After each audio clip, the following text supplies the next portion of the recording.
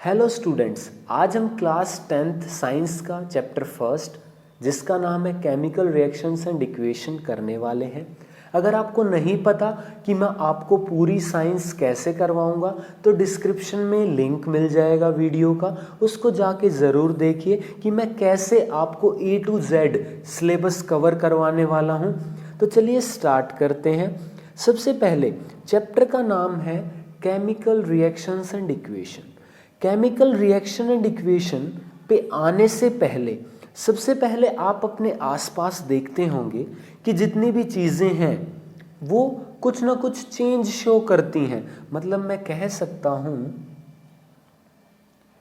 Most of the substances undergo various changes। जो most of the substance हैं वो कुछ ना कुछ चेंजेस जो है शो करते हैं। तो यहाँ पे जो बात हो रही है वो बात हो रही है चेंजेस की। तो अगर मैं चेंजेस की बात करूँ तो चेंजेस जो है वो दो तरीके के होते हैं। आप पहले पढ़ चुके हैं कौन कौन से होते हैं आपके। सबसे पहले physical changes and chemical changes. Physical and chemical changes तो क्या होते हैं फिजिकल एंड केमिकल चेंजेस, चलिए समझते हैं। सबसे पहले बात हो रही है फिजिकल चेंज की। फिजिकल चेंज कब होता है? जब कोई सब्सटेंस ऐसा चेंज शो करे जो टेम्परेरी हो, या आप कह सकते हो कि ऐसा चेंज जिसमें कोई न्यू सब्सटेंस ना बने। मतलब आप देख के बता सकते हो कि हाँ ये जो है सब्सटेंस था पहले जिसके अंदर ये चेंज आया है, मतलब आपको कोई न्यू सब्सटेंस नहीं मिला है। तो फिजिकल चेंज की मैं बात करूं तो फिजिकल चेंज क्या होगा? The changes which are temporary and no new substance is formed। वहीं पे अगर मैं केमिकल चेंज की बात करूं तो ऐसे चेंजेस जिनमें जो चेंज आता है वो परमानेंट होता है, या आप कह सकते हो कि एक न्यू सब्सटेंस फॉर्म हुआ है। मतलब अगर आप उस सब्सटेंस को देखोगे तो आप नहीं बता पाओगे या आपको पता नहीं चलेगा कि पहले क्या था। मतलब जो एक कंप्लीट चेंज आया होगा। तो मैं कह सकता हूँ कि the changes which are permanent and new substance is formed। उसके बाद अगर और डिफरेंसेस की बात करें तो जो फिजिकल चेंजेस हैं वो रिवर्सिबल होते हैं। देखो रिवर्सिबल में आ रहा है रिवर्स। रिवर्स का मतलब जिसे उल्टा किया जा सके। मतलब जो चेंज आया है आप अगर जो कंडीशन जिनसे चेंज आया है उसको वापस कर दें तो वो चेंज रिवर्ट हो जाएगा और आपको दोबारा से आपका जो सब्सटेंस था पहले वो मिल जाएगा। इसका मतलब मैं कह सकता हूँ कि these changes are reversible. Changes reversible होते हैं। और अगर मैं इनकी बात करूं, these changes are irreversible। ये इर्रिवर्सिबल चेंजेस होते हैं, मतलब जिन्हें रिवर्स नहीं किया जा सकता। आप नॉर्मल कंडीशंस को अगर दोबारा से चेंज कर देते हो, अपोजिट कर देते हो, तो आपको वही सब्सटेंस नहीं मिलेगा। अगर और डिफरेंस की बात करो तो फिजिकल चेंज के अंदर जो है टेम्परेरी चेंज आया है। इसका मतलब जो आपके पास स्टार्टिंग में जो सब्सटेंस था, जो रिएक्टेंट था, उसके अंदर जो प्रॉपर्टीज़ थी वो लॉस नहीं हुई हैं, ठीक है, वो अपनी आइडेंटिटी लॉस नहीं करता। तो यहाँ पे आप कह सकते हो कि रिएक्टेंट और parent does not lose its identity. यहीं पे अगर केमिकल चेंज की बात करो तो रिएक्टेंट और पेरेंट loses its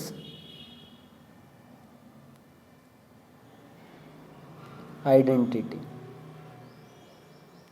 अगर एक एक एग्जाम्पल हम लेना चाहें तो आप ले सकते हैं। Physical change example, melting of ice. अगर आइस मेल्ट हो गई तो क्या होगा, लिक्विड बन जाएगा, वाटर बन जाएगा। आप अगर दोबारा से फ्रीज करते हो तो वो क्या होगा, दोबारा से आइस बन जाएगा। तो एक फिजिकल चेंज है। इसके अंदर जैसे बर्निंग ऑफ पेपर, आपने पेपर को बर्न कर दिया, जो है ऐश बन गई, राख बन गई, तो जो है वो वापस से नहीं हो सकता, क्योंकि जो अब ऐश है उसकी प्रॉपर्टीज़ अलग हैं। जो पेपर था, जो पेरेंट था, उसने अपनी आइडेंटिटी लॉस कर दी। तो ये थे फिजिकल और केमिकल चेंजेस। उसके बाद अब हम बात करते हैं, चैप्टर की हेडिंग पे आते हैं। चैप्टर की हेडिंग है आपकी केमिकल रिएक्शन। क्या है, केमिकल रिएक्शन। तो क्या होता है केमिकल रिएक्शन? देखो, केमिकल रिएक्शन तो इसका मतलब है कि एक ऐसी रिएक्शन किसके बीच, दो या दो से ज़्यादा सब्सटेंस के बीच में, जो एक दूसरे के साथ रिएक्ट करते हैं और आपका कुछ ना कुछ न्यू सब्सटेंस फॉर्म होता है। मतलब केमिकल चेंजेस जिस रिएक्शन से होते हैं वो है आपकी केमिकल रिएक्शन। तो केमिकल रिएक्शन की डेफिनेशन क्या हो जाएगी आपके पास, the process by which two or more substances react with each other to form new substance with different properties, new substance with different properties, इसे हम कहते हैं केमिकल रिएक्शन। तो यहाँ पे जब कोई भी सब्सटेंस एक दूसरे से रिएक्ट करके न्यू सब्सटेंस बनाए, मतलब केमिकल चेंज आए, वो क्या होगी, केमिकल रिएक्शन होगी। अब उसके बाद आपसे पूछा जाता है कि जो केमिकल रिएक्शन है आप कैसे बताओगे कि एक केमिकल रिएक्शन हुई है, आपको कैसे पता चलेगा? ठीक है, सबसे पहले आप केमिकल रिएक्शन का एग्जाम्पल जो है लिख सकते हो। यहाँ पर कोई भी रिएक्शन आप लिख सकते हो यहाँ पे, जैसे आयरन रिएक्ट्स विद एयर और oxygen to form iron oxide. ये आप एग्जाम्पल दे सकते हो यहाँ पे। ठीक है, चलिए अब आगे चलते हैं। आगे आपसे पूछता है कि कौन कौन से चेंजेस हैं जिनसे आप बता सकते हो कि कोई भी केमिकल रिएक्शन जो है वो हुई है। तो नेक्स्ट आपसे बात करता है changes which determine that a chemical reaction took place या has taken place। तो कौन कौन से चेंजेस हैं जिनसे आप देख के बता सकते हो कि कोई भी रिएक्शन हुई है? तो सबसे पहला, अगर कोई केमिकल रिएक्शन हुई होगी तो उसकी स्टेट में चेंज आएगा, change in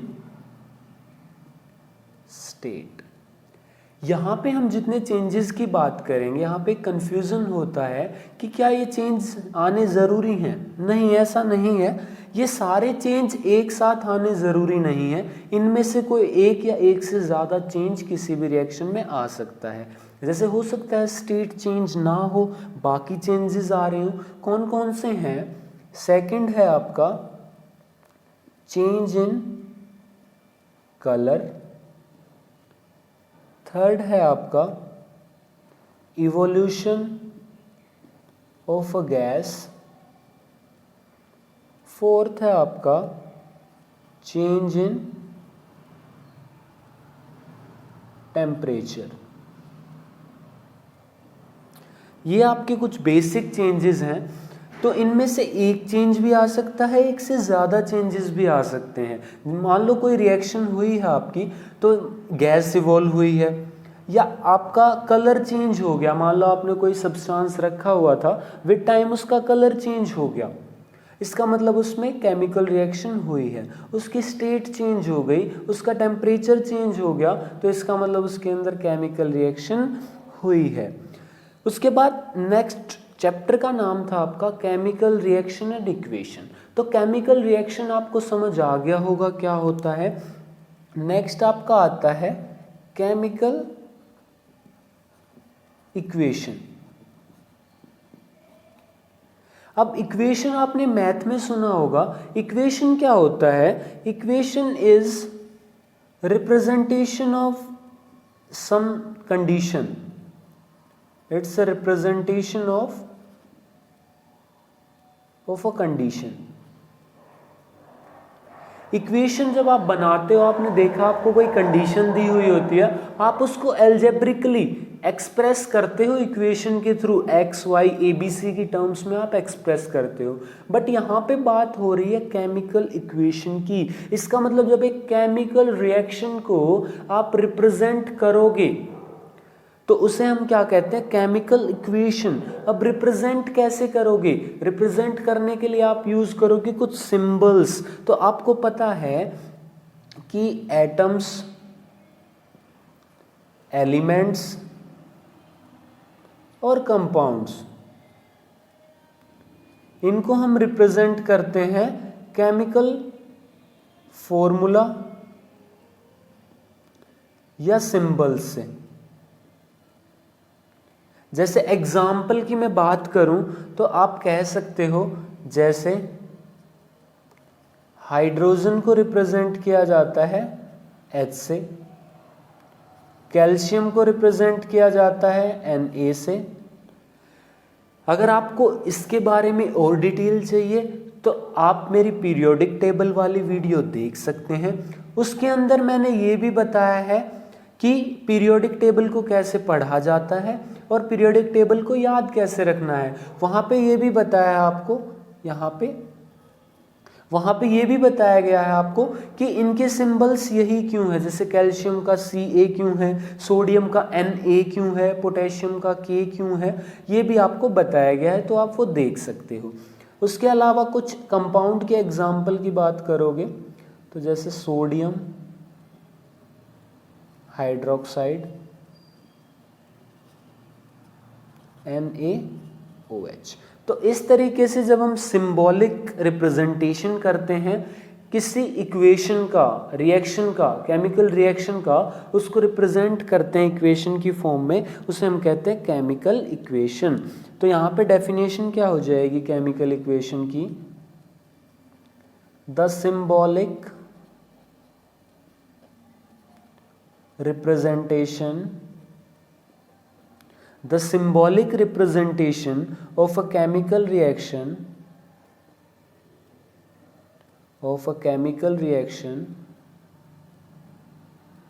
in the form of symbols and formulas और यहाँ पे एक कंडीशन होती है आपकी कि जब आप केमिकल इक्वेशन लिखते हैं तो जो आपका रिएक्टेंट है, जो पेरेंट है, वो हमेशा आप लेफ्ट हैंड साइड में लिखते हैं और जो प्रोडक्ट होगा उसको राइट हैंड साइड में लिखते हैं। तो ये यहाँ पे आ जाएगा आपका where reactant is written on left side and product is written on right side. This is known as a chemical equation. तो यहाँ पे हमने बात की कि जो आपका रिएक्टेंट है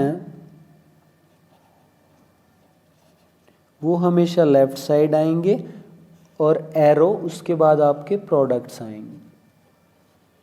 This is how you represent a chemical equation. Like अगर हम एक एग्जाम्पल लें,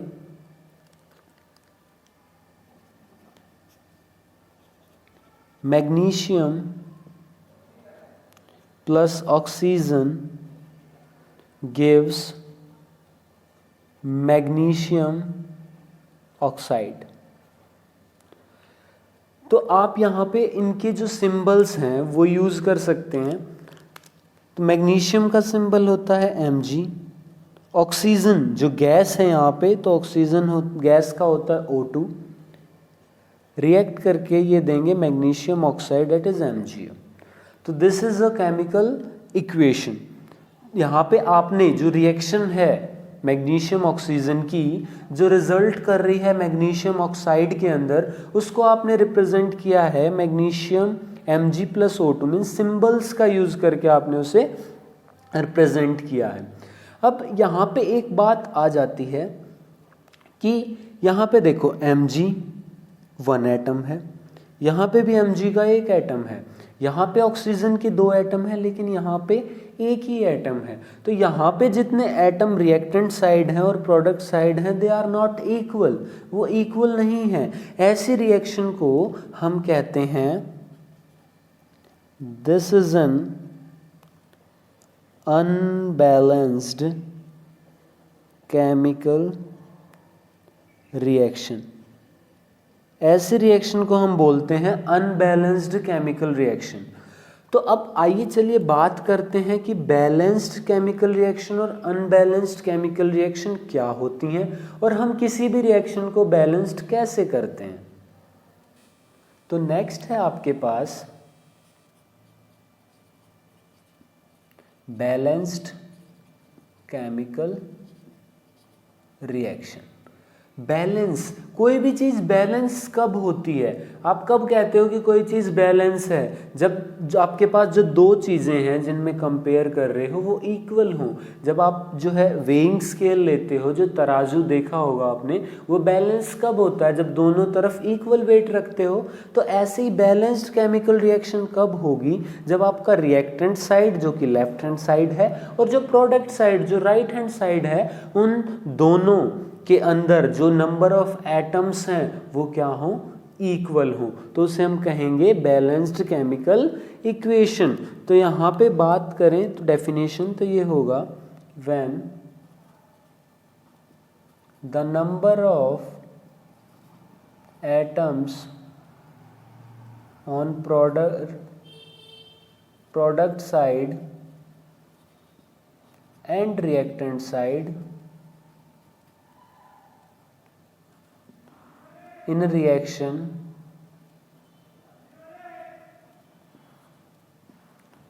are equal, the equation or chemical equation is said to be balanced। उसे हम कहते हैं कि वो एक बैलेंस्ड केमिकल रिएक्शन है आपकी। ठीक है, जैसे अभी हमने पीछे बात की जिस रिएक्शन की, उसी से कंटिन्यू करते हैं। हमने लिखा यहाँ पे कि जो Mg है प्लस O2 है that is equal to MgO। अब यहाँ पे अगर आप देखें तो number of atoms on reactant side and number of atoms on product side वो इक्वल नहीं है। तो बैलेंस करने के लिए हमें क्या करना पड़ेगा, हमें इनको इक्वल करना पड़ेगा, तभी आपकी कोई भी केमिकल इक्वेशन जो है बैलेंस होगी। ठीक है, तो ये ऊपर देखिए सिंपल है बैलेंस करना, इसके पीछे आपको कुछ भी नहीं, आपको बस इक्वल करना है। और अगर आपको वन टाइम में इक्वल करना है या अच्छे से इक्वल करना है बिना मिस्टेक के, तो पहले आप मेटल्स वगैरह को बैलेंस कीजिए, फिर हाइड्रोजन ऑक्सीजन इनको बैलेंस करना। तो देखते हैं यहाँ पे मैग्नीशियम ऑलरेडी बैलेंस है, लेकिन अगर आप ऑक्सीजन को बैलेंस करते हो तो आपको यहाँ पे 2 से मल्टीप्लाई करना पड़ेगा। यहाँ पे क्यों किया आपने, यहाँ पे क्यों नहीं किया, उसके पीछे रीज़न है कि जो आप बेसिक स्ट्रक्चर है या बेसिक फॉर्मूला है किसी कंपाउंड का, आप उसको चेंज नहीं कर सकते। जहाँ पे MgO मैग्नीशियम ऑक्साइड है, आप इसके इंटरनल फॉर्मूले को चेंज नहीं कर सकते, क्योंकि एक मैग्नीशियम एक ऑक्सीजन के साथ बॉन्डेड है, आप वहाँ पे 2 ऑक्सीजन नहीं लगा सकते। तो आप जो है नंबर ऑफ मॉलिक्यूल्स चेंज कर सकते हो, मॉलिक्यूल के फॉर्मूले को नहीं, इसीलिए आप हमेशा आगे चेंज कर सकते हो। तो यहाँ पे ऑक्सीजन बैलेंस हो गई, लेकिन मैग्नीशियम जो है ट्वाइस हो गया, तो यहाँ पे भी आप 2 लगा दीजिए। अब अगर आप चेक करोगे तो मैग्नीशियम के 2 एटम हैं और उसके बाद ऑक्सीजन के भी 2, और राइट हैंड साइड भी आपके सेम है। ठीक है, तो और एग्जाम्पल्स की बात करते हैं, कुछ एग्जाम्पल्स देख लीजिए बैलेंस्ड केमिकल रिएक्शन के। Like zinc reacted with sulphuric acid H2SO4 results in ZnSO4 zinc sulphate plus hydrogen gas. यहाँ पे आप देखो जिंक 1 एटम, जिधर भी 1, सल्फर 1 एटम 1, ऑक्सीजन 4, हाइड्रोजन 2। तो this is a balanced chemical equation, ये ऑलरेडी बैलेंस है। अगर आप और एग्जाम्पल की बात करें तो आपके पास है iron plus water results in iron oxide plus hydrogen gas. अगर आप यहाँ पे देखेंगे तो ये बैलेंस नहीं है। तो अब बात करते हैं कि how to balanced chemical equation, balance कैसे करना है। तो आपको सिंपली क्या करना है, पहले नंबर ऑफ एटम्स काउंट करने हैं और दोनों को क्या करना है, आपको बैलेंस करना है। जिस तरफ कम है उस तरफ आप मल्टीप्लाई कीजिए। अगर आपके नंबर्स ऐसे हैं जो एक दूसरे के मल्टीपल नहीं है तो आप एलसीएम लेके मल्टीप्लाई कीजिए। लाइक अगर लेफ्ट हैंड साइड 2 एटम्स हैं, राइट हैंड साइड 3 हैं, तो आप क्या कीजिए एलसीएम लीजिए 6 और एक तरफ 3 से मल्टीप्लाई करोगे और दूसरी तरफ 2 से। अगर मैं इस क्वेश्चन में बात करूं तो आपको क्या करना है, सिंपली आपको क्या करना है, यहाँ पे आयरन से स्टार्ट करोगे तो इधर 3 है, यहाँ पे 1 है, तो 3 से मल्टीप्लाई करोगे। उसके बाद देखो ऑक्सीजन यहाँ पे 4 है, हाइड्रोजन इधर 2 है, इधर ऑलरेडी 2 है, इधर ऑक्सीजन 4 है। ऑक्सीजन 4 है तो आपको यहाँ पे 4 से मल्टीप्लाई करना पड़ेगा। जैसे ही 4 से करोगे हाइड्रोजन 8 हो गई, लेकिन वहाँ पे 2 है तो यहाँ भी आपको 4 से मल्टीप्लाई करना पड़ेगा। तो ये रिएक्शन हो गई आपकी बैलेंस्ड। तो बैलेंसिंग काफ़ी इजी है, आप प्रैक्टिस कर सकते हो खुद से, कोई डाउट आता है तो आप पूछ सकते हो। तो ऐसे हम करते हैं किसी भी रिएक्शन को बैलेंस्ड। उसके बाद नेक्स्ट चलते हैं, नेक्स्ट है हमारे पास टाइप्स ऑफ केमिकल रिएक्शन। जैसे जैसे हम टाइप्स के एग्जाम्पल करेंगे वहाँ पे भी हम बैलेंसिंग की प्रैक्टिस कर लेंगे। तो नेक्स्ट है टाइप्स ऑफ केमिकल रिएक्शन। तो केमिकल रिएक्शन के टाइप देखते हैं। सबसे फर्स्ट टाइप आता है कॉम्बिनेशन रिएक्शन।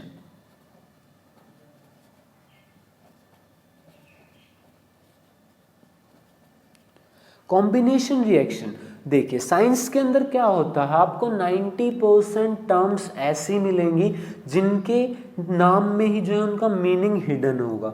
उसके अलावा कुछ टर्म्स आपको ऐसी मिलेंगी जिनको जो हमारे साइंटिस्ट थे उनके नाम पे हम रख देते हैं उनको ऑनर देने के लिए। तो यहाँ पे देखो कॉम्बिनेशन, कॉम्बिनेशन का मतलब क्या होता है? कॉम्बिनेशन में आपका वर्ड आ रहा है कंबाइन। कंबाइन का मतलब होता है मिलना। तो कॉम्बिनेशन रिएक्शन एक ऐसी रिएक्शन होगी जिसमें एक से ज़्यादा रिएक्टेंट कंबाइन करेंगे, मिलेंगे और मिलके एक सिंगल प्रोडक्ट बना लेंगे। तो यहाँ पे डेफिनेशन आपकी क्या हो जाएगी कि a reaction in which to और मोर reactants react with each other to form a single product is known as chemical reaction, combination reaction, combination reaction. इसे हम कहते हैं कॉम्बिनेशन रिएक्शन। जैसे एक एग्जाम्पल से समझते हैं हम। एग्जाम्पल है आपका calcium oxide plus water results in calcium hydroxide. यहाँ पे मैं आपको पहले इनके कुछ कॉमन नेम बता देता हूँ। जैसे आपका जो कैल्शियम हाइड्रोक्साइड है इसे कहते हैं स्लेक्ड लाइम। इसे हम क्या कहते हैं? स्लेक्ड लाइम कहते हैं। और जो आपका CaO है इसे हम कहते हैं क्विक लाइम। तो ये भी आपको पता होना चाहिए। यहाँ पे देखिए जो आपका कैल्शियम ऑक्साइड है वो वाटर के साथ कंबाइन कर रहा है, मिल रहा है और क्या बना रहा है? एक सिंगल प्रोडक्ट कैल्शियम हाइड्रोक्साइड। इसको अगर आपको क्या होता है, आपसे क्वेश्चन पूछा जाता है कि बताओ रिएक्शन देके कि इनका टाइप क्या है, इनका रिएक्शन का टाइप क्या है, तो आपको कुछ नहीं करना। इसके अंदर एक बात याद रखनी है, reactant side more than one compound, product side only one compound. अगर आपको देखते ही बताना है कि कौन सी टाइप ऑफ रिएक्शन है, तो अगर कॉम्बिनेशन रिएक्शन है तो हमेशा रिएक्टेंट साइड एक से ज़्यादा कंपाउंड या प्रोडक्ट वो होंगे आपके सब्सटेंस, और प्रोडक्ट साइड सिर्फ एक कंपाउंड रहेगा।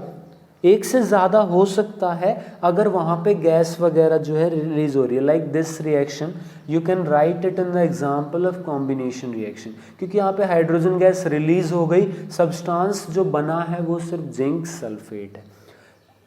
तो यहाँ पे आप वो भी लिख सकते हो एग्जाम्पल। जैसे और एग्जाम्पल की बात करें हम तो चलते हैं नेक्स्ट। और एग्जाम्पल ले सकते हो आप, जैसे बर्निंग ऑफ कार्बन और कोल।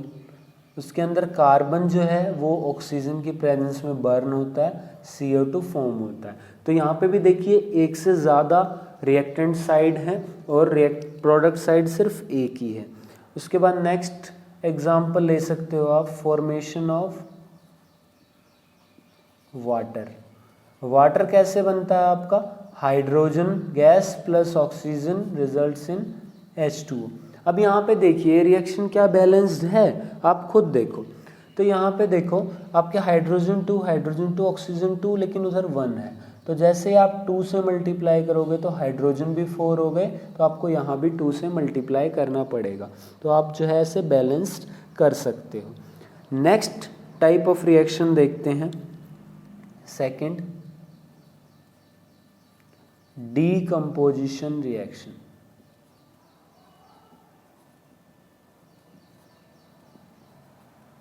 अब देखिए अगेन डीकम्पोजिशन, जो डीकम्पोजिशन वर्ड है इसके अंदर आपका जो वर्ड हिडन है वो है डीकम्पोज।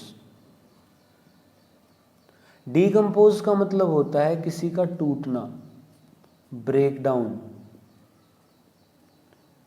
तो सिंपल सी हो जाएगी डीकम्पोजिशन रिएक्शन कि जब कोई एक आपका सब्सटेंस वो ब्रेक डाउन हो जाए, टूट जाए और एक से ज़्यादा प्रोडक्ट दे, वो अलग अलग पार्ट्स में डिवाइड हो जाए, बट जाए, टूट जाए, उसे हम क्या कहते हैं? Decomposition reaction. तो यहाँ पे इसकी डेफिनेशन हो जाएगी, when a single reactant breaks down or decompose or splits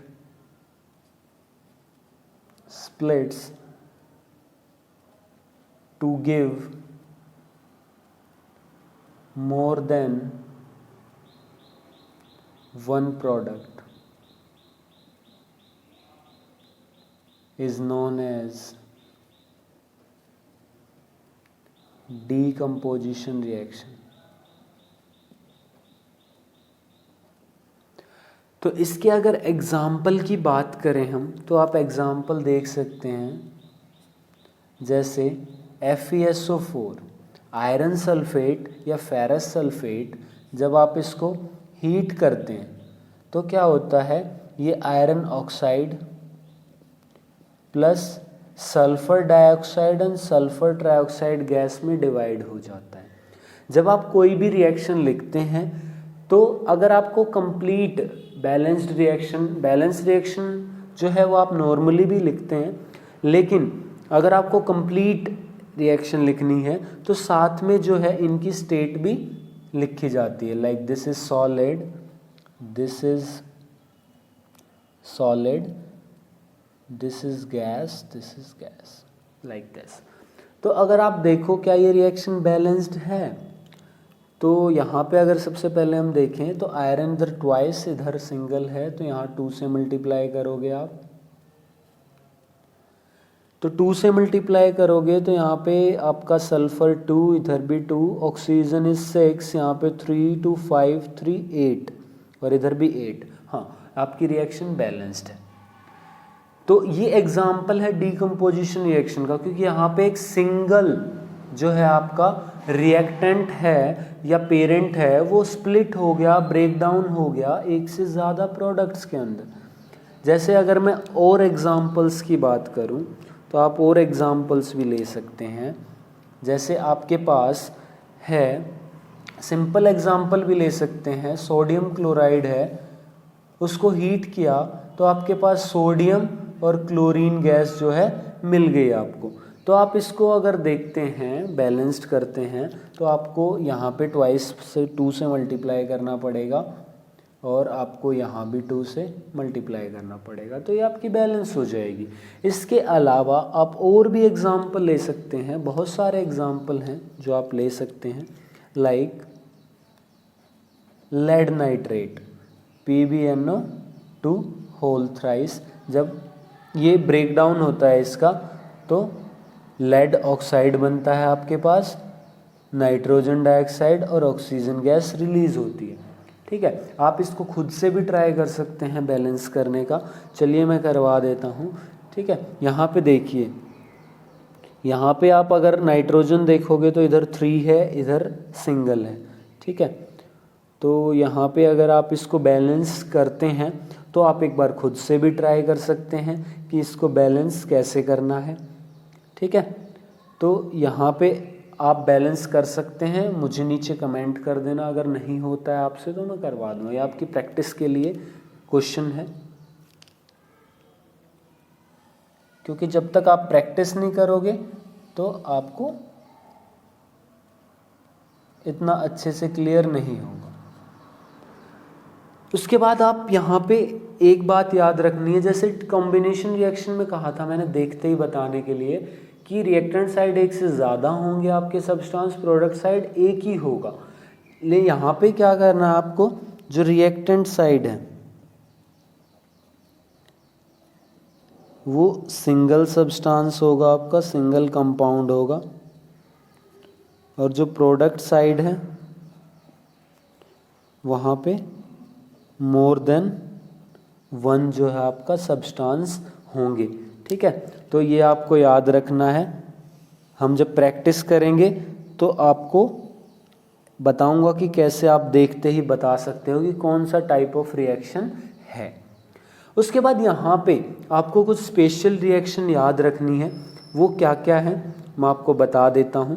सबसे पहली है आपकी जो सिल्वर क्लोराइड है, वो सनलाइट में ब्रेक होता है आपका सिल्वर और क्लोरीन गैस के अंदर। यहाँ पे अगर बात करो तो ये सॉलिड, सिल्वर इज सॉलिड और क्लोरीन गैस। बैलेंस करेंगे आप तो यहाँ पे क्या आ जाएगा AgCl, तो यहाँ पे Cl ट्वाइस करोगे तो यहाँ भी 2 आ जाएगा। इसके अलावा एक होता है सिल्वर ब्रोमाइड AgBr। ये जब सनलाइट में ब्रेक होता है तो क्या बनता है सिल्वर प्लस ब्रोमीन गैस। तो अगेन बैलेंस करोगे आप तो यहाँ 2 से मल्टीप्लाई, यहाँ भी 2 से मल्टीप्लाई। मैंने यही 2 रिएक्शन क्यों लिखी, इसके पीछे रीज़न है। डायरेक्ट पेपर में क्वेश्चन पूछा जाता है कि बताओ रिएक्शन लिखो, reaction which are used in black and white photography. जो पहले के टाइम पे ब्लैक एंड वाइट फोटोग्राफी होती थी, आपने देखा होगा कि एक सॉल्यूशन के अंदर फ़ोटो को डिप किया जाता था, फिर आपकी कुछ देर बाद फ़ोटो बनती थी। तो उसके पीछे रीज़न क्या है, रीज़न यही है कि जो सिल्वर क्लोराइड है वो ब्रेक डाउन होके ग्रे कलर का हो जाता था, जिसकी वजह से जो आपका जो पेपर था जिस पे उस पर फ़ोटो जो है बन जाती थी। ठीक है, तो ये रिएक्शन क्वेश्चन जो है इम्पोर्टेंट है, पूछा जाता है कि name the reaction which are used in black and white photography. तो आपको ये पता होना चाहिए। चलिए चलते हैं थर्ड टाइप ऑफ रिएक्शन की तरफ। थर्ड टाइप है आपका डिस्प्लेसमेंट रिएक्शन। डिस्प्लेसमेंट रिएक्शन, तो यहाँ पे देखिए वर्ड आ रहा है डिस्प्लेस। डिस्प्लेस का मतलब क्या होता है, किसी को हटाना, रिमूव करना, हटा देना और उसकी जगह खुद आ जाना, वही होता है डिस्प्लेस। तो डिस्प्लेसमेंट रिएक्शन एक ऐसी रिएक्शन होगी जिसके अंदर एक एटम आएगा, वो एक कंपाउंड में से दूसरे एटम को हटा देगा, डिस्प्लेस कर देगा और उसकी जगह अपना कंपाउंड वहाँ पे बना लेगा। तो यहाँ पे क्या हो जाएगा, अ रिएक्शन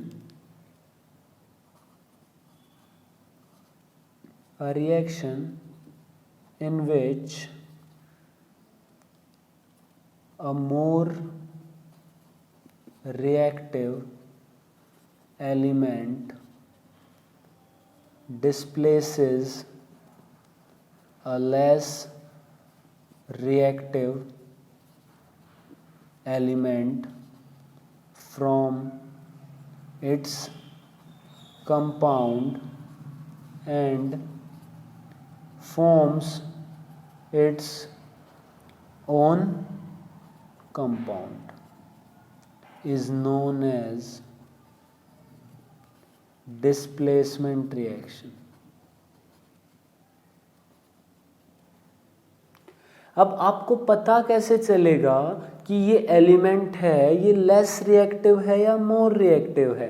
तो आपको उनकी जो पावर है, एक तरीके से उनकी रिएक्टिविटी है, उसकी सीक्वेंस पता होनी चाहिए ताकि आप देख के पता लगा सको कि कौन सा ज़्यादा रिएक्टिव है, कौन सा कम रिएक्टिव है। तो वहाँ पे एक चीज़ आती है जो है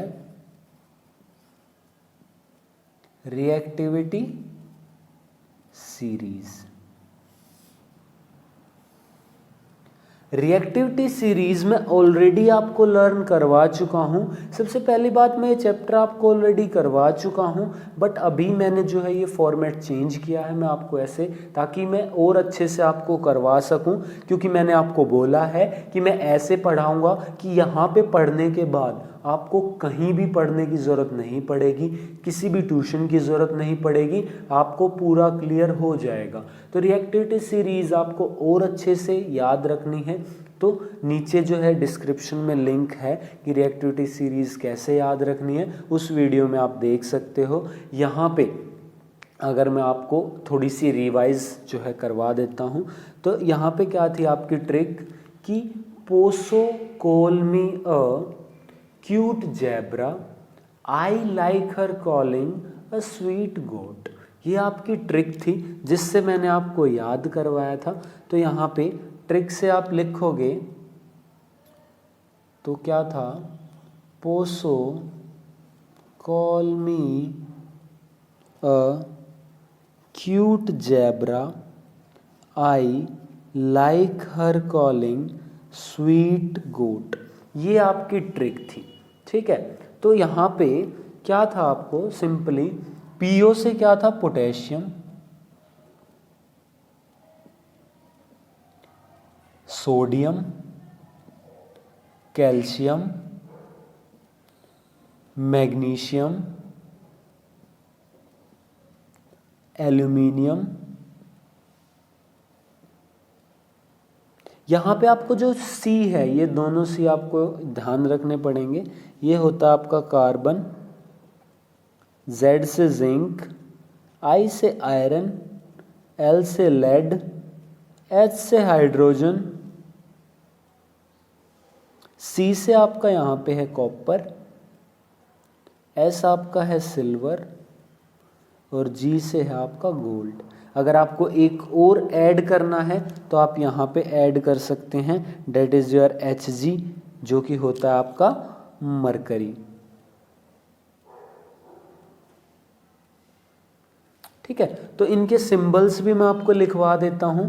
पोटेशियम का K, sodium Na, calcium, magnesium, aluminium, carbon, zinc, iron, lead, hydrogen, copper, silver, gold.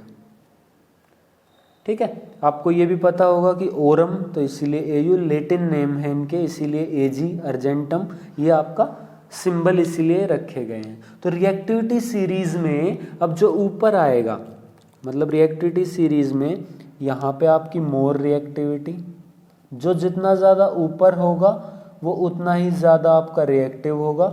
नीचे आते जाओगे तो वो क्या होगा आपका, लेस रिएक्टिव। तो यहाँ पे आपको याद रखना पड़ेगा, सिंपल सी टेक्निक है, पोसो call me a cute zebra, I like her calling sweet goat. Simply आपको याद हो जाएगा, एक दो बार बोलोगे तो। ठीक है, तो आप अब इसके अंदर देख सकते हो कि जो ऊपर आएगा वो ज़्यादा रिएक्टिव है और जो नीचे आएगा वो कम रिएक्टिव है। चलिए कुछ एग्जाम्पल से समझते हैं। कुछ एग्जाम्पल्स लें आप, जैसे आपको बोल दिया जाए कि आपको रिएक्शन कंप्लीट करनी है,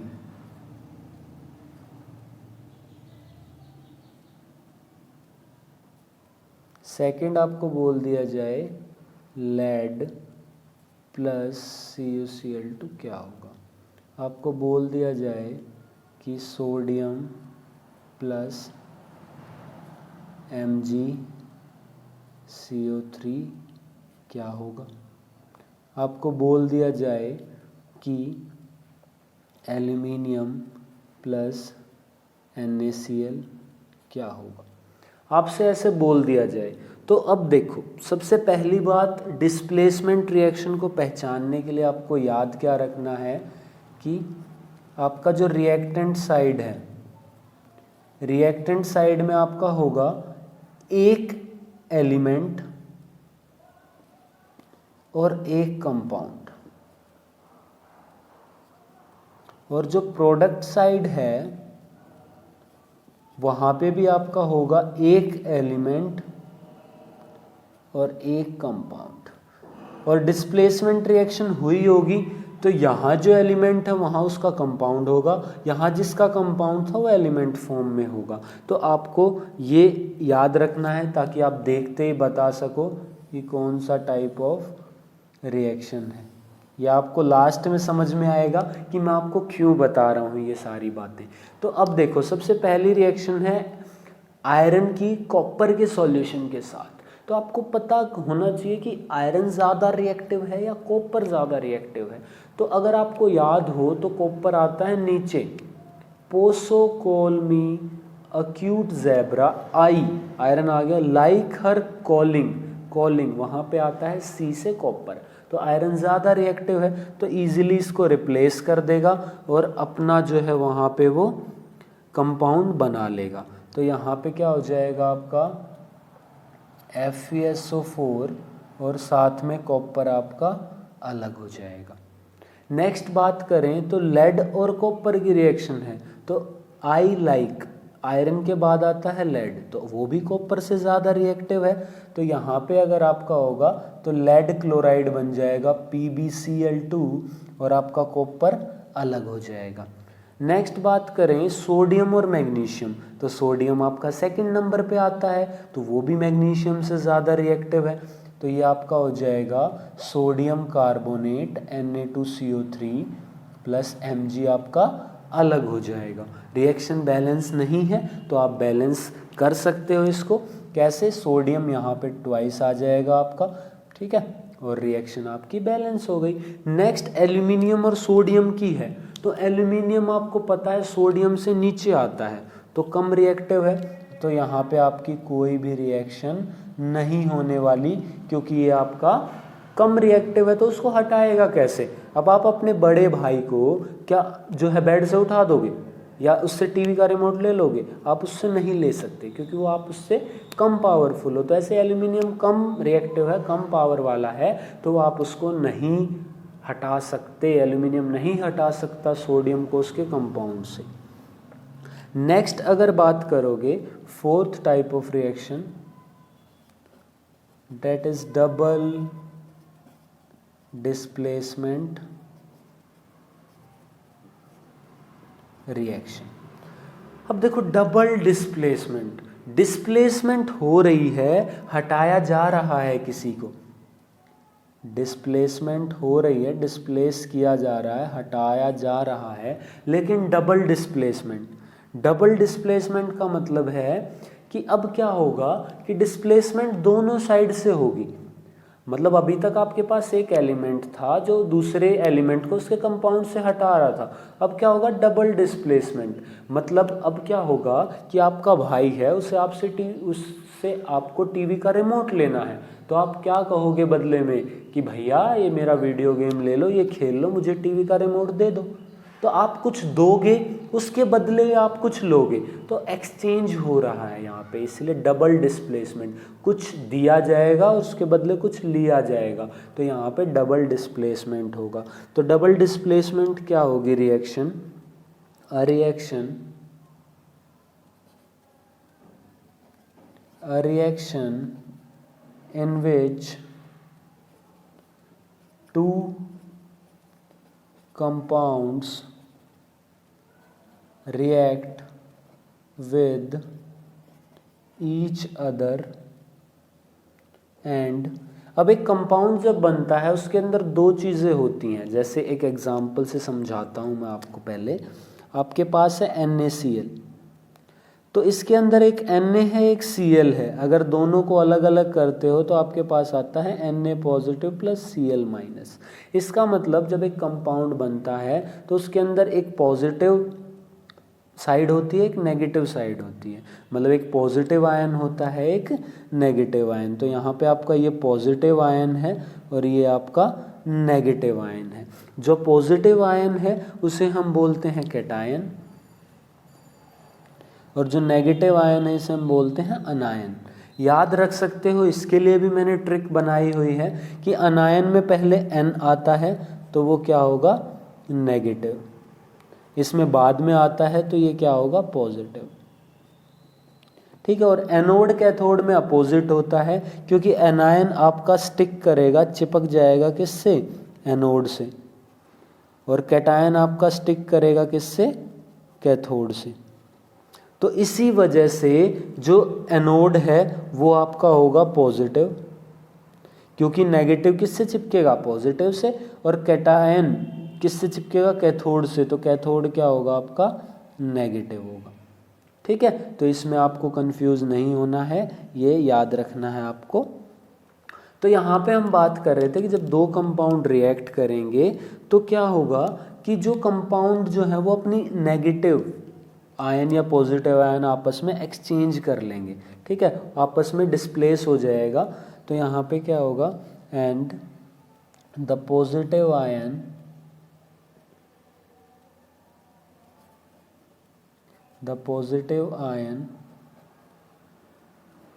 and the negative ion of these compounds switch or exchange their places, वो अपने प्लेसेस को एक्सचेंज कर लेते हैं। ठीक है, thus forming न्यू कंपाउंड्स, और इस वजह से न्यू कंपाउंड्स वहाँ पे बनते हैं। इसे हम क्या कहते हैं, this is known as double displacement reaction. Example देखते हैं एक, फिर आपको क्लियर होगा। आपके पास है sodium sulphate plus barium chloride. तो यहाँ पे देखो, एक सोडियम है पॉजिटिव, ये माइनस, ये पॉजिटिव है माइनस, तो स्विच कर लेंगे प्लेस, मतलब ये पॉजिटिव इसकी जगह आ जाएगा और ये पॉजिटिव उधर चला जाएगा, या ये नेगेटिव आयन इधर आ जाएगा, ये नेगेटिव आयन इधर चला जाएगा। तो जो आपके प्रोडक्ट बनेंगे वो क्या होंगे, NaCl, क्योंकि ये Cl उधर चला जाएगा, और बेरियम सल्फेट बनेगा तो BaSO4। रिएक्शन बैलेंस नहीं है, आप बैलेंस करोगे इसको, तो यहाँ पे क्या होगा, जो सोडियम इधर ट्वाइस है तो यहाँ भी ट्वाइस आ जाएगा, हो गई बैलेंस। तो ये आपकी बैलेंस रिएक्शन। आप इनकी स्टेट भी लिख सकते हो, जैसे ये आपका लिक्विड फॉर्म में होगा एक्वस, ये भी आपका एक्वस होगा, और ये भी आपके एक्वस ही बनेंगे। तो ये था इसका एग्जाम्पल। आगे जो है और एग्जाम्पल देखते हैं एक दो। तो नेक्स्ट देखते हैं कुछ और एग्जाम्पल डबल डिस्प्लेसमेंट रिएक्शन के। तो यहाँ पे आप जैसे एग्जाम्पल आपको दे दिया कि सोडियम हाइड्रोक्साइड NaOH रिएक्ट कर रहा है HCl के साथ, तो क्या प्रोडक्ट बनेगा। अब यहाँ पे भी आपके पास क्या है कि दो कंपाउंड है, इधर भी इधर कंपाउंड है दो, तो उनके एनायन और कैटायन पार्ट, मतलब पॉजिटिव और नेगेटिव पार्ट क्या करेंगे, आपस में स्विच कर लेंगे, एक्सचेंज कर लेंगे। तो यहाँ पे जो कंपाउंड बनेगा वो क्या होगा, NaCl सोडियम क्लोराइड और हाइड्रोजन OH के साथ करके क्या करेगा, H2।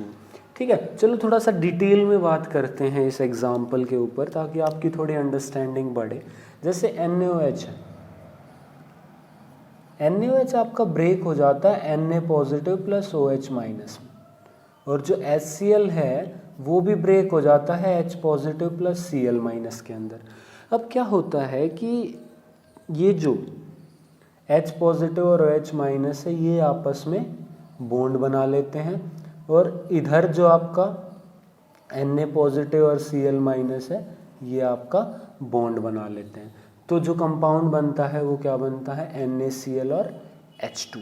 ठीक है, समझ आ गया होगा आपको। तो डबल डिस्प्लेसमेंट आपको पहचाननी कैसे है, तो आपको पहचानना है कि जो रिएक्टेंट साइड है उस तरफ भी दो कंपाउंड होंगे, और जो प्रोडक्ट साइड है उस तरफ भी आपके दो कंपाउंड होंगे। तो आप देखते ही बता सकते हो कि वो एग्जाम्पल किसका है, डबल डिस्प्लेसमेंट रिएक्शन का है। ठीक है, तो क्लियर हो गया होगा आप सबको कि कैसे आपको पता लगाना है कि डबल डिस्प्लेसमेंट रिएक्शन आपकी कौन सी है। उसके बाद नेक्स्ट जो है 2 टाइप ऑफ रिएक्शन आती हैं डिपेंडिंग अपॉन हीट के बेसिस पे 2 आपकी स्पेशल टाइप ऑफ रिएक्शन आती हैं। कौन सी है? एक है आपकी एक्सोथर्मिक रिएक्शन। क्या होता है कि कोई रिएक्शन एक से ज़्यादा रिएक्शन का टाइप हो सकती है, ठीक है। कैसे, पहले इनको समझते हैं।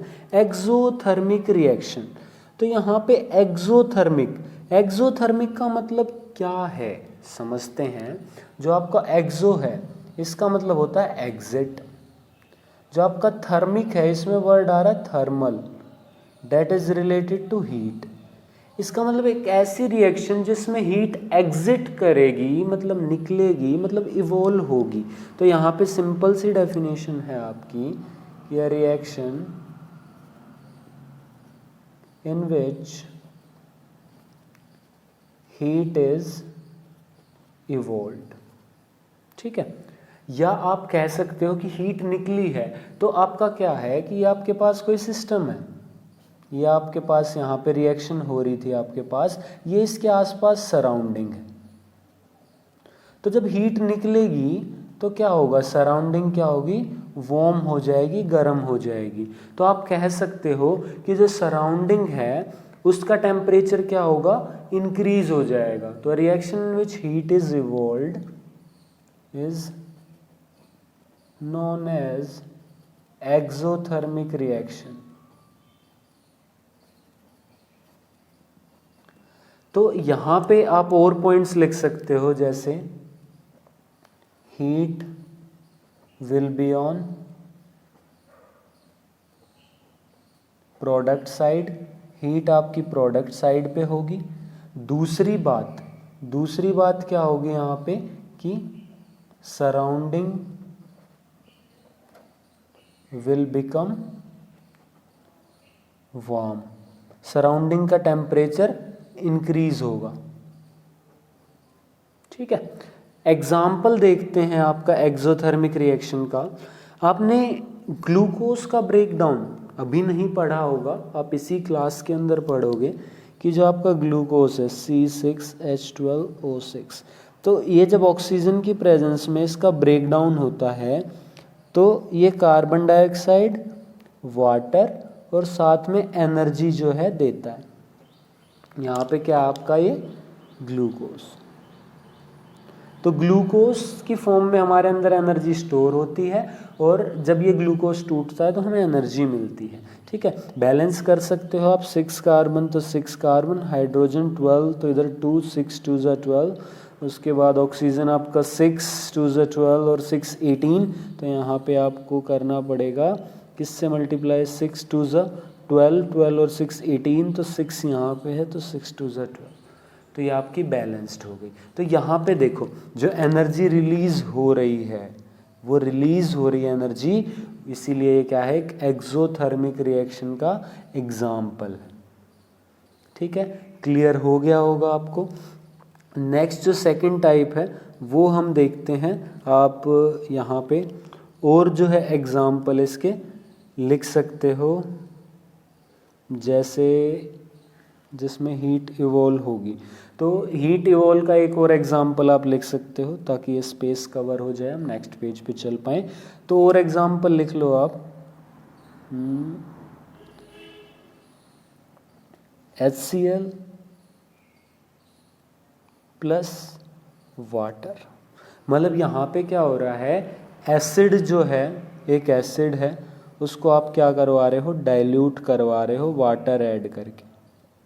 तो ये भी क्या होता है, एक एक्सोथर्मिक रिएक्शन है। यहाँ पे आपको डाइल्यूट जो है HCl मिलेगा और साथ में हीट निकलती है। तो ये भी किसका एग्जाम्पल है यहाँ पे, एक्सोथर्मिक रिएक्शन का।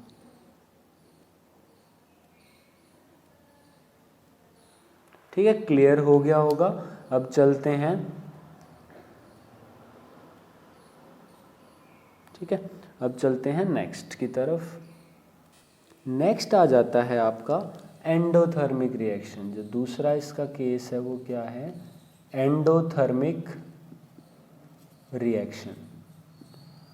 यहाँ पे वर्ड आ रहा है एंडो। एंडो का मतलब होता है इन या एंटर करना या यूज़ होना, और यहाँ पे वर्ड आ रहा थर्मल जिसका मतलब होता है हीट। तो एक ऐसी रिएक्शन जिसमें हीट एंटर होती है, अंदर आती है, यूज़ होती है, उसे हम क्या कहते हैं, एंडोथर्मिक रिएक्शन। तो यहाँ पे आपकी डेफिनेशन क्या आ जाएगी, अ reaction in which heat is used to carry out the reaction is known as endothermic reaction। उसे हम कहते हैं एंडोथर्मिक रिएक्शन, जिसमें हीट यूज़ होती है। इसका मतलब आप कह सकते हो कि आपके पास एक सिस्टम है और सराउंडिंग है, तो ये सिस्टम रिएक्शन कैरी आउट करवाने के लिए हीट को जो है वो ले रहा है। तो इसकी वजह से क्या होगा, सराउंडिंग का टेम्परेचर डाउन हो जाएगा और वो कूल हो जाएगी। तो इससे रिलेटेड और फैक्ट आपको क्या याद रखने हैं, सबसे पहला कि जो हीट है, heat will come on reactant side, तो आप देख के बता सकते हो।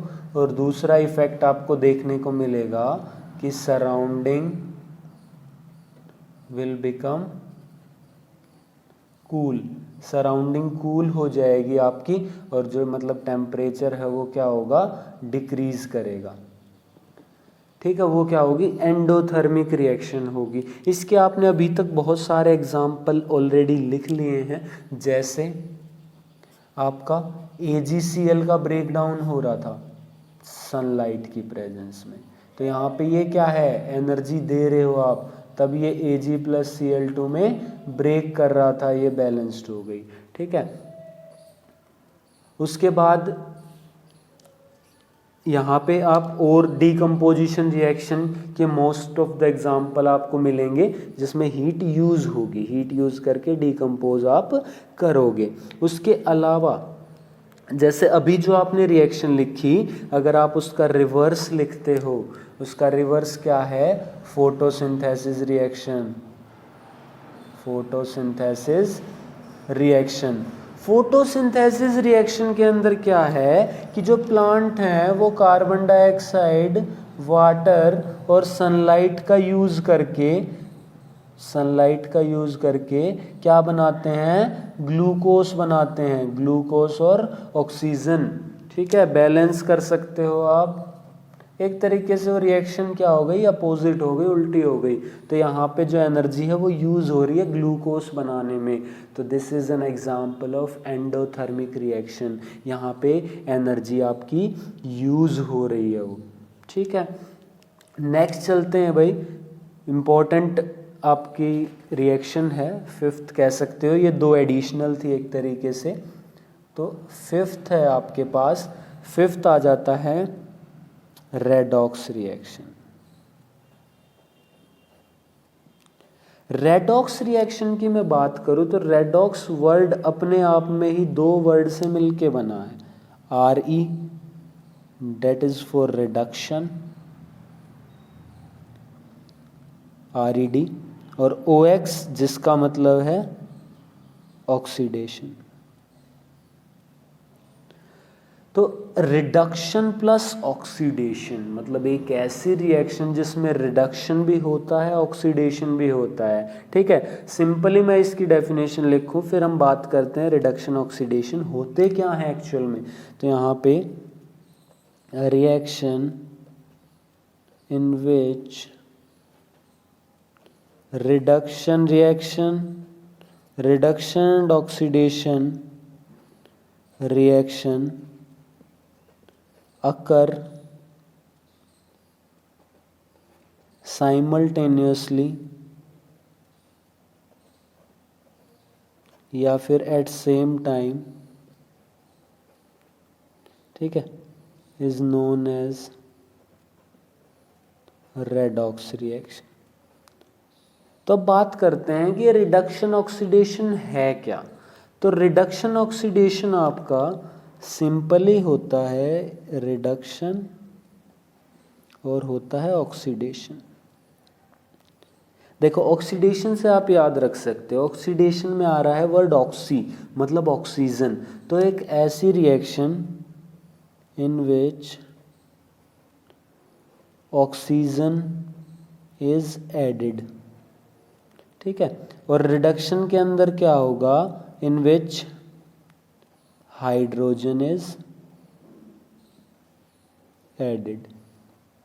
या फिर ऑक्सीजन ना हो तो आप और टर्म्स यूज कर सकते हो, जैसे अगर हाइड्रोजन ऐड हो रही है तो रिडक्शन है, अगर हाइड्रोजन रिमूव होगी तो क्या होगा, ऑक्सीडेशन।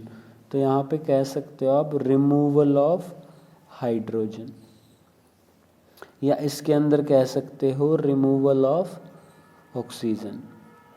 अब यहाँ पे ऑक्सीजन क्या है, एक नॉन मेटल है, तो यहाँ पे आप एडिशन ऑफ नॉन मेटल भी बोल सकते हो। और हाइड्रोजन के अंदर प्रॉपर्टीज होती हैं मेटल वाली, तो आप कह सकते हो एडिशन ऑफ मेटल। या इसका अपोजिट भी लिख सकते हो आप, कि इसके अंदर आप कह सकते हो रिमूवल ऑफ मेटल, और इसके अंदर आप कह सकते हो रिमूवल ऑफ नॉन मेटल, ठीक है। तो ये रिडक्शन ऑक्सीडेशन है, हम एग्जाम्पल से जो है समझेंगे इसको कि रिडक्शन कैसे होता है और ऑक्सीडेशन कैसे।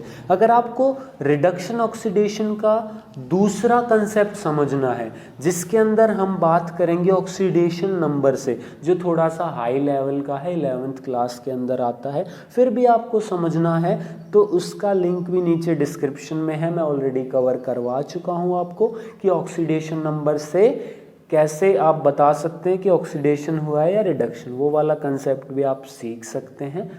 तो अब चलते हैं रेडॉक्स रिएक्शन में एक्चुअल में है क्या। तो रेडॉक्स रिएक्शन को समझने के लिए मैं आपके सामने एक एग्जाम्पल लिखता हूँ, जो कि है copper oxide plus hydrogen heat करोगे तो ये बनता है कॉपर प्लस वाटर।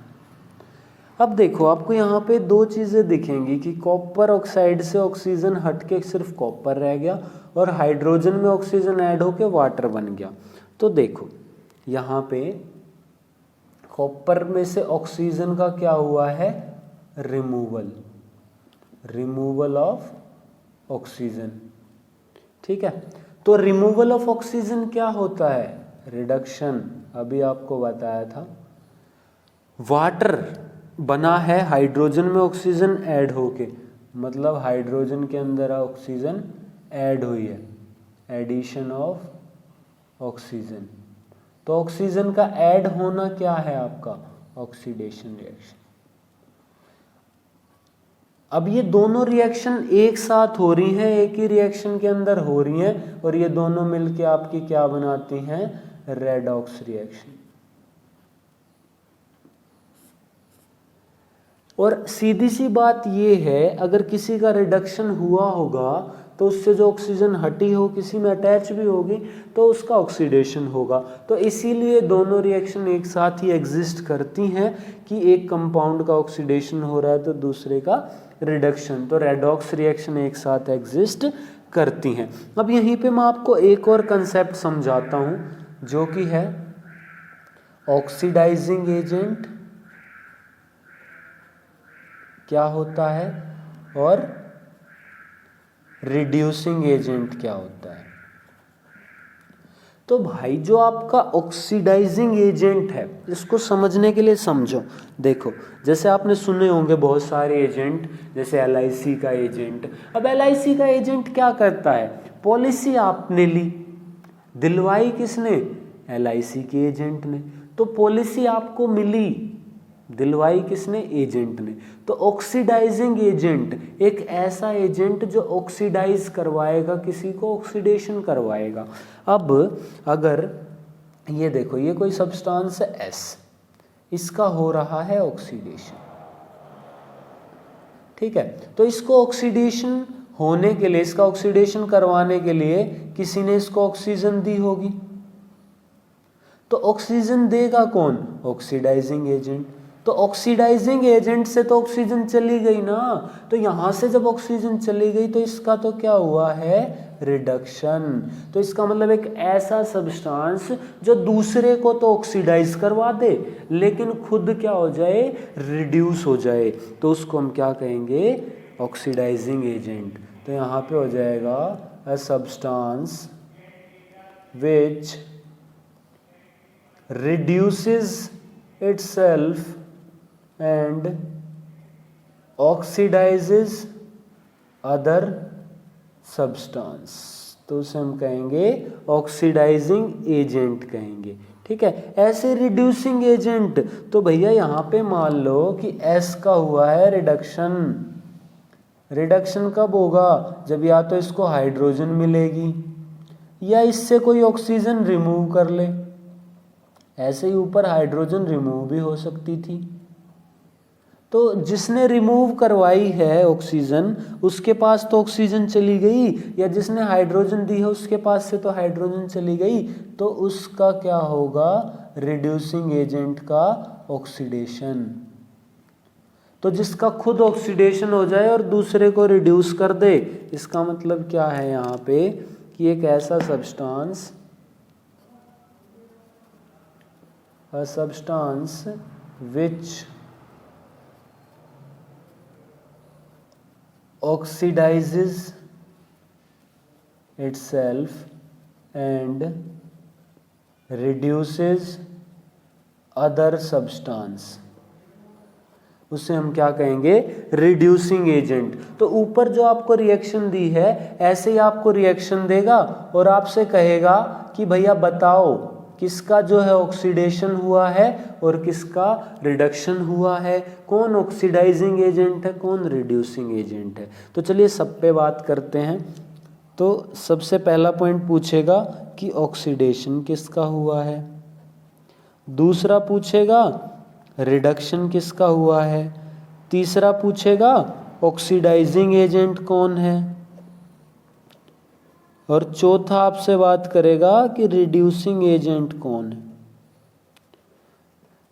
तो सबसे पहले देखो ऑक्सीडेशन किसका हुआ है ऊपर, तो वो हुआ है H2 का, हाइड्रोजन का। तो ऑक्सीडेशन किसका हुआ है, H2 का। रिडक्शन किसका हुआ है, CuO का, कॉपर ऑक्साइड का रिडक्शन हुआ है। ऑक्सीडाइजिंग एजेंट, इसका मतलब जो ऑक्सीजन है वो हाइड्रोजन को जिसका ऑक्सीडेशन हुआ है किसने सप्लाई की, तो वो कॉपर से आई है, तो यहाँ पे सिर्फ आपका कॉपर आएगा। ये बात समझनी पड़ेगी आपको कि ऑक्सीडेशन हुआ है हाइड्रोजन का, रिडक्शन हुआ है कॉपर ऑक्साइड का, लेकिन ऑक्सीडाइजिंग एजेंट मतलब हाइड्रोजन को ऑक्सीजन देने वाला कौन है, कॉपर ऑक्साइड नहीं है, कॉपर है, कॉपर के पास थी ऑक्सीजन उसने दे दी।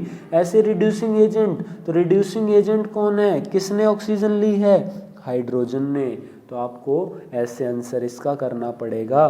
तो ये भी जो है आपका इम्पोर्टेंट है, ये ऐसे क्वेश्चन पूछा जाता है आपसे। तो उम्मीद है आपको ये भी क्लियर हो गया होगा। तो ये थी आपकी टाइप ऑफ रिएक्शन।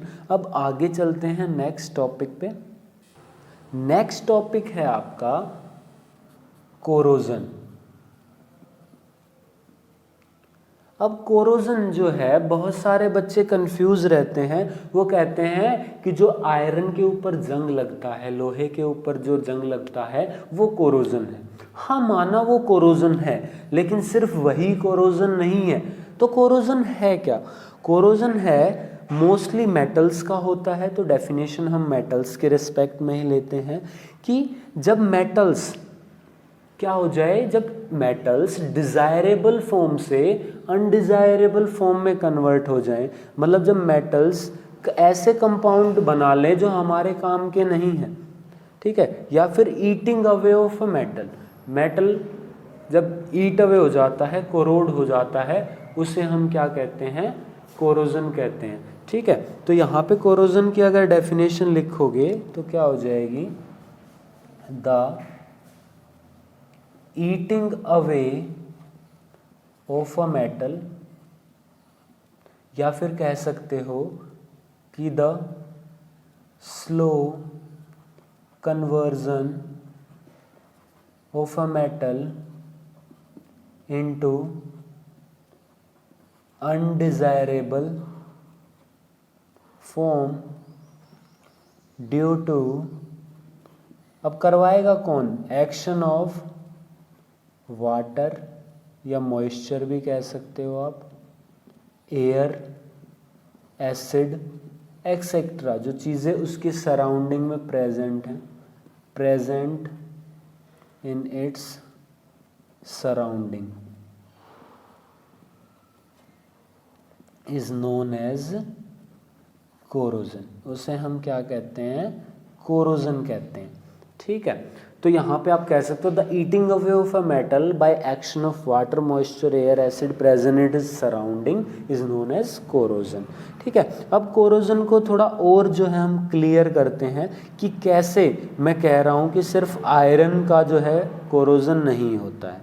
देखो पहला एग्जाम्पल यही ले लेते हैं हम, सबसे पहले एग्जाम्पल फर्स्ट, कि जो आयरन है वो जब क्या करता है, आयरन रिएक्ट्स विद मॉइस्चर या फिर एयर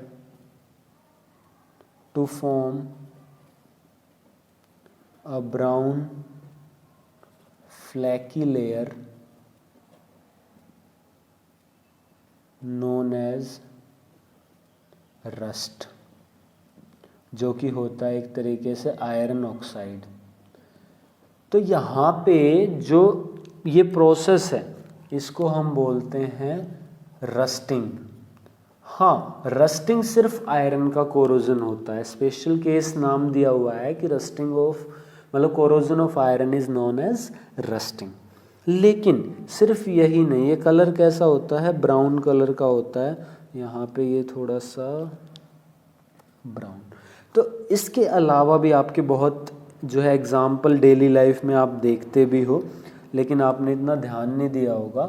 जैसे आपने देखा होगा कि जो सिल्वर है या सिल्वर की ज्वेलरी वगैरह जब रख देते हो आप, तो क्या होता है वो टाइम के बाद थोड़ी सी ब्लैकिश हो जाती है, उन पे एक ब्लैक लेयर जो है वो जम जाती है। क्या होता है, सिल्वर बिकम्स ब्लैक, और ब्लैक लेयर जो है उस पर आ जाती है। वो क्यों आती है, क्योंकि जो सिल्वर है वो रिएक्ट करता है एयर के अंदर जो सल्फर होता है उसके साथ।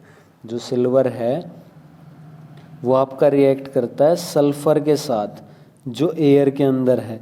अब इसकी अमाउंट कम होती है, जहाँ पोल्यूशन वगैरह ज़्यादा होता है वहाँ थोड़ी ज़्यादा होती है, इसीलिए आपको ये चेंज इतना इजीली देखने को नहीं मिलता है एज़ कम्पेयर टू जो आयरन का रस्ट है। तो उसकी वजह से ये बना लेता है सिल्वर सल्फाइड, AgS जो है ये बना लेता है, जिसका कलर कैसा होता है, इसका कलर होता है आपका ब्लैक कलर का ये होता है। ठीक है, तो ये भी कोरोजन का एग्जाम्पल है। चलो आपको और एग्जाम्पल में देता हूँ। आपने देखा होगा कि जो पुराने सिक्के वगैरह होते हैं उनके ऊपर ग्रीन लेयर से जम जाती है। आजकल जो सिक्के हैं वो अलग आते हैं, अलॉय वगैरह के आते हैं। पहले के जो सिक्के आते थे वो होते थे कॉपर के।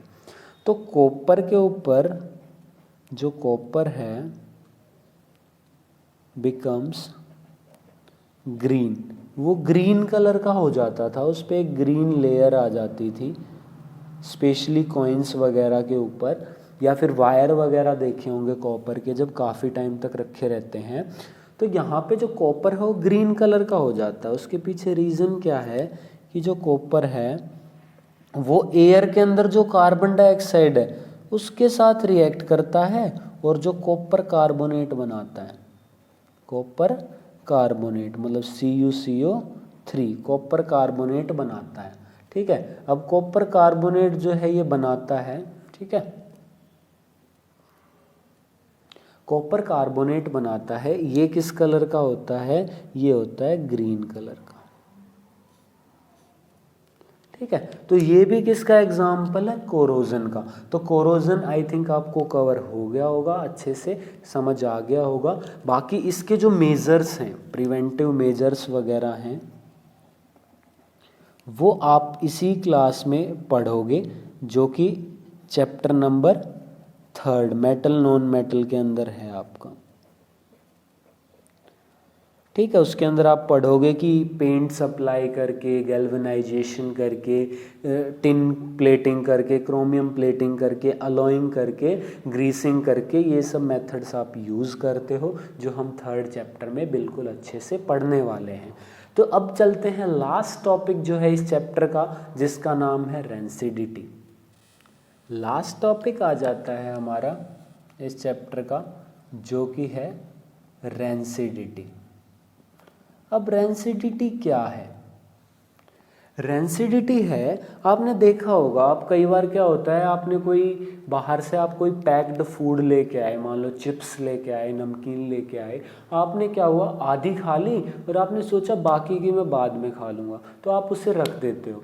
तो जब आप उसे रख देते हो और आप अगर उसे थोड़े टाइम बाद देखते हो, 1-2 दिन 3 दिन बाद, तो आप देखते हो कि उसकी जो स्मेल है वो थोड़ी चेंज हो गई है, और धीरे धीरे अगर और टाइम बढ़ता जाता है तो उसका टेस्ट भी चेंज हो जाता है। तो इसके पीछे रीज़न क्या है? इसके पीछे रीज़न है ऑक्सीडेशन। मतलब जो आपका सब्सटेंस है, जो फूड आइटम्स थे, उनका क्या हो जाता है, ऑक्सीडेशन हो जाता है। उसके अंदर जो ऑयल फैट वगैरह था उसका ऑक्सीडेशन हो जाता है और फिर वो खाने लायक नहीं रहता, वो केमिकल रिएक्शन हो गई, तो जिसकी वजह से स्मेल ऑर्डर भी चेंज हो जाएगा, टेस्ट भी चेंज हो जाएगा, और उसी को हम क्या बोलते हैं, रेंसिडिटी। तो रेंसिडिटी क्या है, डेफिनेशन लिखते हैं हम कि the taste of food and या food, the taste of food items containing,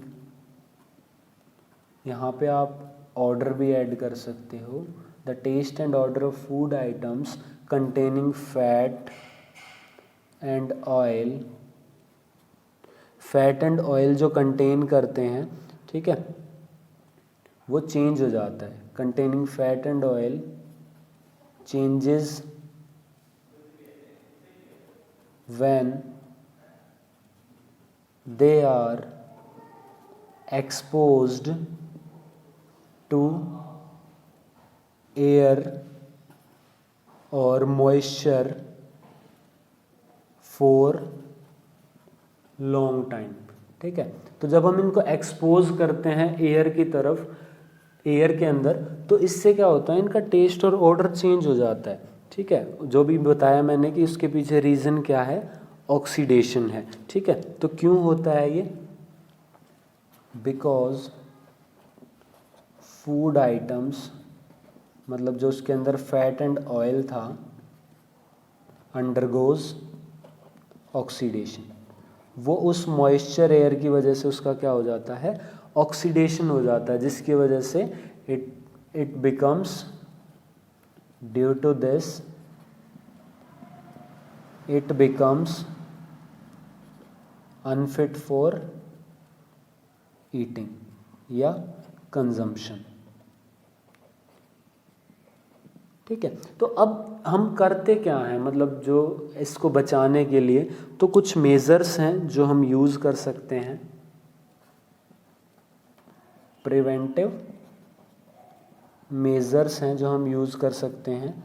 सबसे पहला कि जो फूड आइटम्स हैं, अगर आप इनको स्टोर कर दो एक एयर टाइट कंटेनर, क्योंकि सब एयर मॉइस्चर की वजह से हो रहा है, और अगर आप फूड आइटम को इन एयर मॉइस्चर से दूर कर देते हो तो आपके फूड आइटम्स जो हैं ज़्यादा टाइम तक ठीक रहेंगे। तो सबसे पहला यही है कि bye storing food in air tight containers,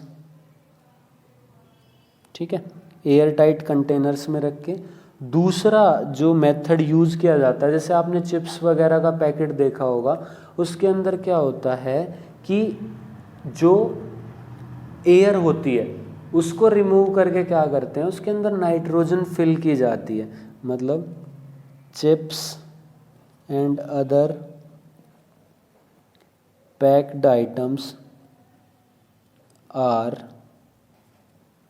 flushed out with nitrogen, ठीक है, are flushed out with nitrogen, या कह सकते हो फ्लश्ड आउट विद नाइट्रोजन, मतलब जो उसके अंदर एयर थी, ठीक है, उसको, जैसे ये था आपके पास फूड आइटम, यहाँ पे आपके चिप्स वगैरह हैं, तो यहाँ पे जो एयर है इसको फ्लश आउट करवा दिया जाता है, किससे, नाइट्रोजन से। तो एयर की जगह क्या आ जाती है, नाइट्रोजन, क्योंकि नाइट्रोजन इतना इजीली रिएक्ट नहीं करती फैट और ऑयल के साथ, तो ऑक्सीजन हट जाती है, तो ऑक्सीडेशन से बचा सकते हैं। तो यहाँ पे क्वेश्चन भी पूछा जाता है आपसे कि why chips packet are flushed out with nitrogen, ठीक है, तो वहाँ पे आपको ये बताना है टू प्रिवेंट रेंसिडिटी, या उनको ख़राब होने से बचाने के लिए। तो मिलते हैं नेक्स्ट सेशन में, जिसमें हम इसके इन टेक्स्ट क्वेश्चन करेंगे। तब तक के लिए thank you, have a nice day.